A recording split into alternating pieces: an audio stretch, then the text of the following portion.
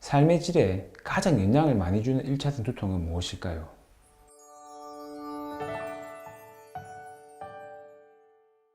안녕하세요. 손재영 의사생활의 신경과 전문의 손재영입니다. 저는 중학생 때부터 편두통이 종종 있었습니다. 하루는 수업을 듣고 있는 중에 너무 머리가 아프고 속이 울렁거리면서 토할 것 같아서 당시 선생님께 양호실에 가야겠다고 말을 한 적이 한 번 있었습니다. 그때 선생님이 제 이마에 열이 나는지를 손으로 대보시고 열이 없다고 꾀병을 부린다고 제 뺨을 수차례 때린 적이 있었습니다. 지금 와서 생각하면 다소 억울한 기억이지만 당시 제 두통은 아주 심한 편두통 급성기였습니다.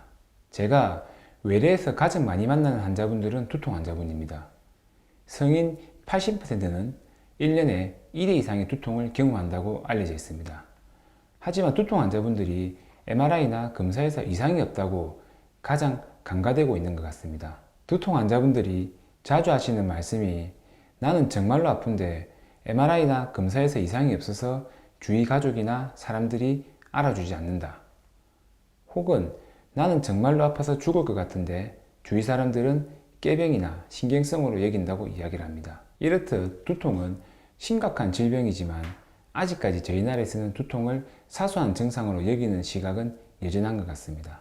대부분의 두통은 MRI나 검사에서 이상이 없는 1차선 두통입니다.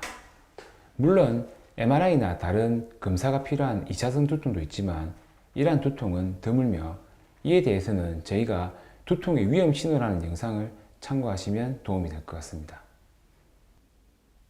그럼 삶의 질에 가장 영향을 많이 주는 1차선 두통은 무엇일까요?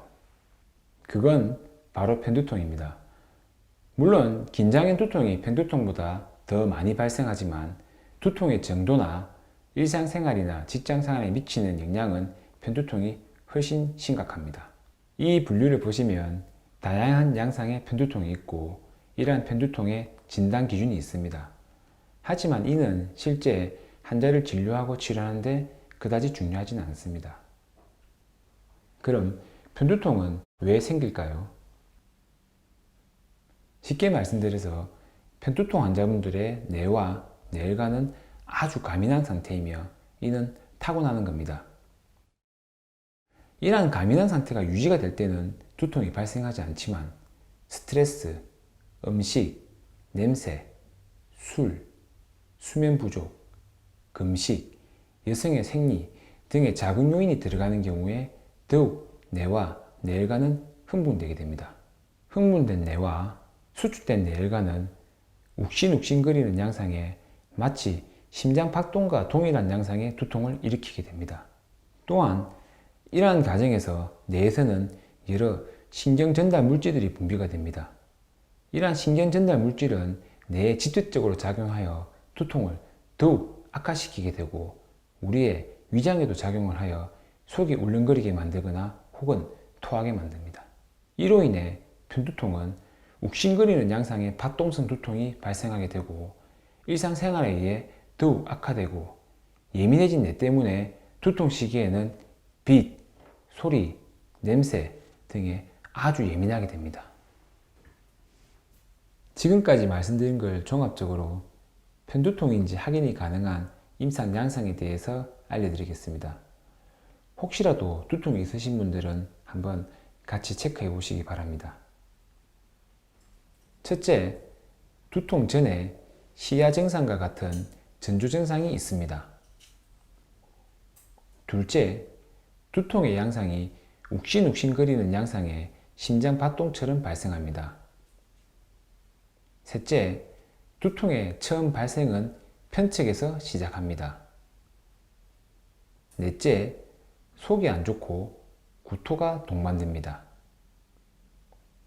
다섯째, 일상생활을 하거나 공부, 직장일을 하는 경우 두통이 더욱 심해집니다. 여섯째, 빛이나 역겨운 냄새, 시끄러운 소음이 두통을 악화시킵니다. 그럼 실제 제가 치료한 편두통 환자분의 케이스를 통해 알아보겠습니다. 20대 중반의 여성 환자분으로서 심한 두통으로 저희 병원에 내원하였습니다. 환자분은 10대 후반부터 간헐적으로 두통이 발생하였고, 두통 발생하기 전에 시야가 찌그러져 보이는 시각 전조 증상이 있었습니다. 이러한 전조 증상이 발생하고 20분에서 30분이 지나고 나면 좌측 머리에서 욱신욱신거리는 양상의 두통이 발생하였고, 이러한 경우 속이 울렁거리거나 혹은 토하는 경우도 종종 있었습니다.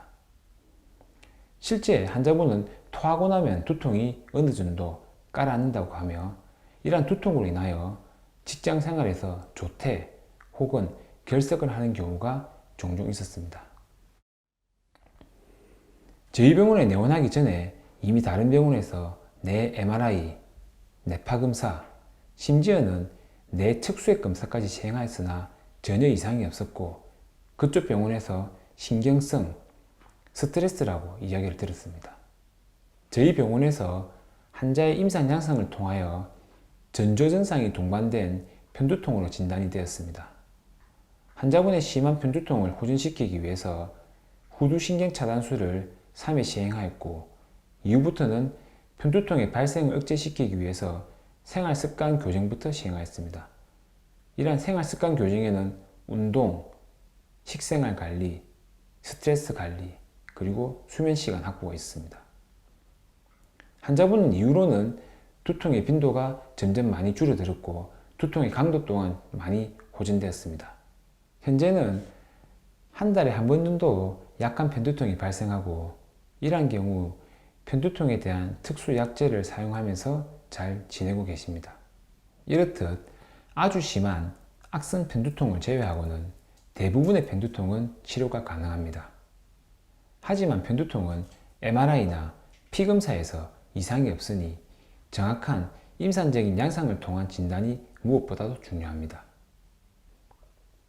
오늘은 편두통에 대해서 간단히 알아보았습니다. 제가 여러분들이 꼭 기억했으면 하는 건 두 가지입니다. 첫째, 편두통은 본인의 잘못 때문에 발생하는 병이 아닙니다. 타고난 뇌와 뇌 간의 가민한 상태 때문에 발생하는 겁니다. 둘째, 편두통의 경우 실제 두통이 심해 일상생활에 영향을 많이 주기 때문에 주위 가족들의 도움이 필요한 실제 심각한 병이라는 사실입니다.